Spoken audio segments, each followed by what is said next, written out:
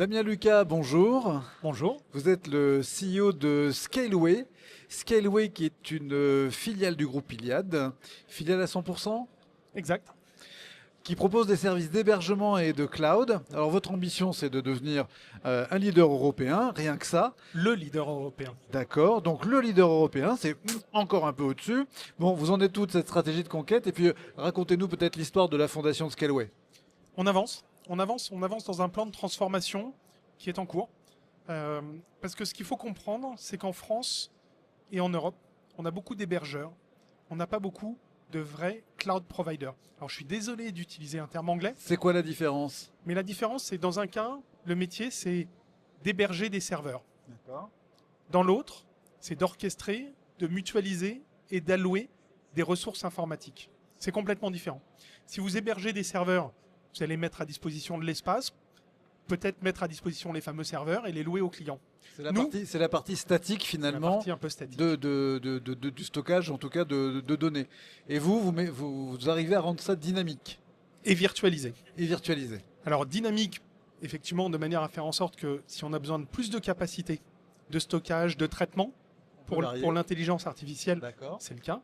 On peut varier, c'est ce qu'on appelle l'élasticité du cloud, mais aussi complètement virtualisé, de manière à ce que ça tourne nulle part.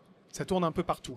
Ça veut dire quoi? Ça veut dire que si on a un problème dans un data center, les autres data centers prennent automatiquement le relais, puisque tout est virtualisé et tout est distribué autour de différents data centers. C'est toute la méthode moderne. C'est aujourd'hui à plus de 80% le marché des hyperscalers américains. Azure de Microsoft, AWS de Amazon, GCP de Google. On a trop peu d'acteurs en Europe sur ce marché-là. Et Scaleway a cette ambition de devenir le leader du cloud public en Europe. Mazette, vous parlez d'IA, donc bon, tout le monde parle d'IA cette année, effectivement, le claim des 10e universités de la transition numérique des territoires, c'est l'IA dans tous ses états. On commence à mesurer ce qu'on peut en faire, certains le savaient déjà, mais aujourd'hui, vous investissez massivement dans l'IA depuis 2023. C'est elle qui vous aide justement à gérer cette élasticité, cette intelligence du cloud?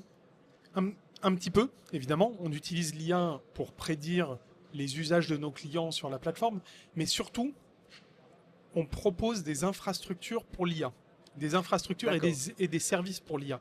Parce que l'IA, ça a un petit côté magique. Oui. Mais en vrai, ça tourne quelque part. Ça tourne sur des infrastructures. Ça nécessite un certain nombre de services. Et ça, on les connaît trop mal. C'est facile d'utiliser ChatGPT, mais on ne sait pas bien du coup d'où viennent les données, où vont les données, où est-ce que ça tourne, avec quelles conséquences sur l'environnement, etc. etc. Alors c'est pas qu'on le sait pas trop bien, c'est qu'on le sait pas du tout. On ne sait pas du tout. Alors on ne sait pas du tout. Donc la promesse de Scaleway, c'est justement d'amener ces services, et d'amener ces services de manière responsable. Et pour nous, c'est un certain nombre de valeurs. La première, c'est l'indépendance technologique. C'est-à-dire que ce qu'on construit chez Scaleway, c'est indépendant de tout fournisseur tiers de licence logicielle. On n'a pas d'accord avec un Microsoft, un Google, un VMware, un Nutanix. On construit nous-mêmes le logiciel de manière à être indépendant.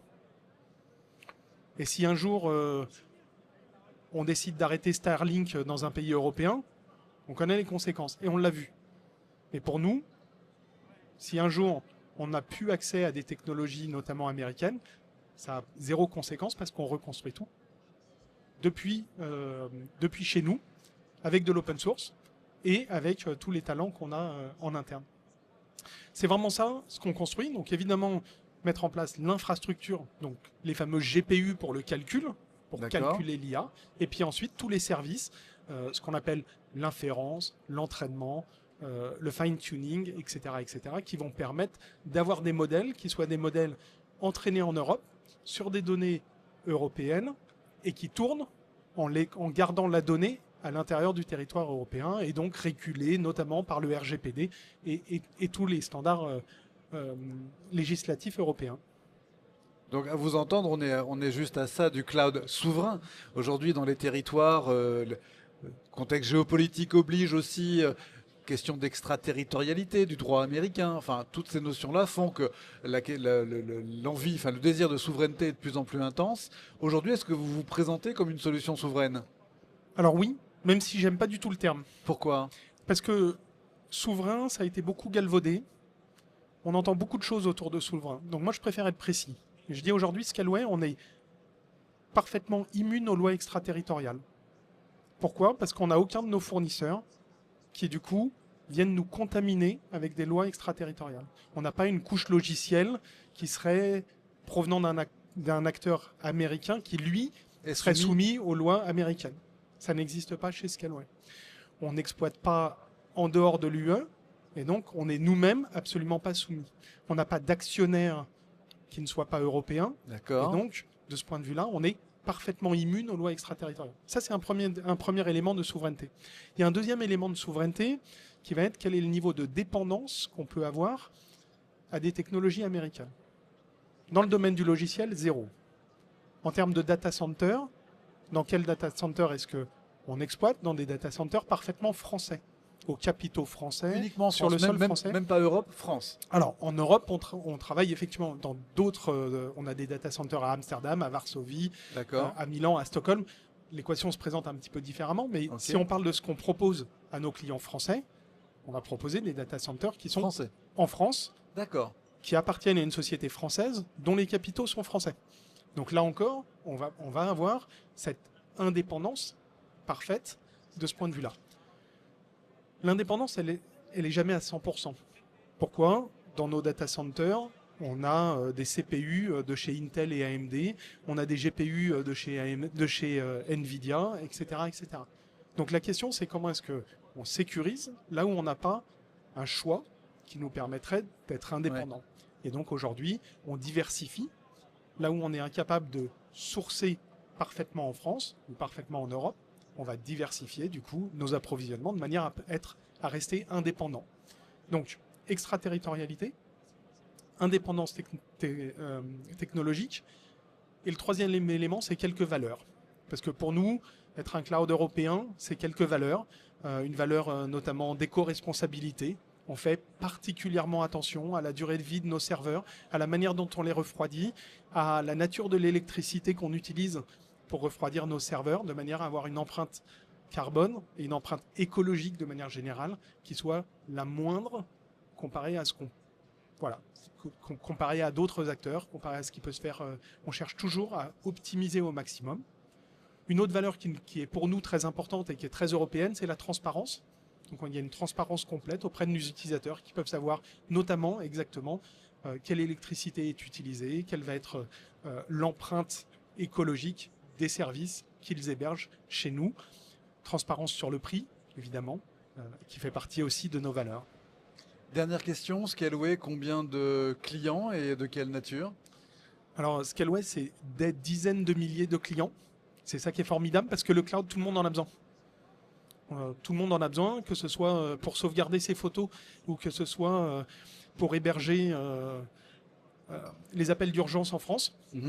Tout le monde en a besoin, avec des applications plus ou moins critiques. Et donc nos clients vont vraiment des plus petites TPE jusqu'aux plus grands groupes. France Télévisions a annoncé à Vivatech basculer l'ensemble de son infrastructure chez Scaleway. On travaille aussi avec des startups. Mistral a entraîné certains de ces modèles sur les infrastructures de Scaleway. Donc c'est vraiment tous les clients et aussi dans le domaine, dans le secteur public. Et dans le secteur public, là encore, tous les clients depuis certaines métropoles, certaines mairies, notamment la métropole de Lyon, les départements, les régions, je citerai la région Guadeloupe, qui nous a donné toute son infrastructure et qui se repose sur Scaleway pour toute son infrastructure, pour sécuriser toute l'infrastructure. Et puis l'État central, un certain nombre de ministères. J'ai mentionné le ministère de l'Intérieur avec les appels d'urgence en France, mais aussi le ministère des Armées, le ministère de l'Éducation nationale, le ministère de la Justice, etc., etc. Donc vraiment, tout le monde a besoin de cloud. Et il n'y a pas de raison de ne pas travailler avec un cloud souverain pour autant qu'on en ait envie. il y a plein de raisons de travailler, au contraire, avec un cloud souverain. Damien Lucas, merci beaucoup. Je rappelle que vous êtes le CEO de Scaleway, donc spécialiste de l'hébergement et du cloud. Hein, on a bien compris que c'était deux choses différentes et donc totalement souverain. Voilà, on vous dit à bientôt. À bientôt. Merci.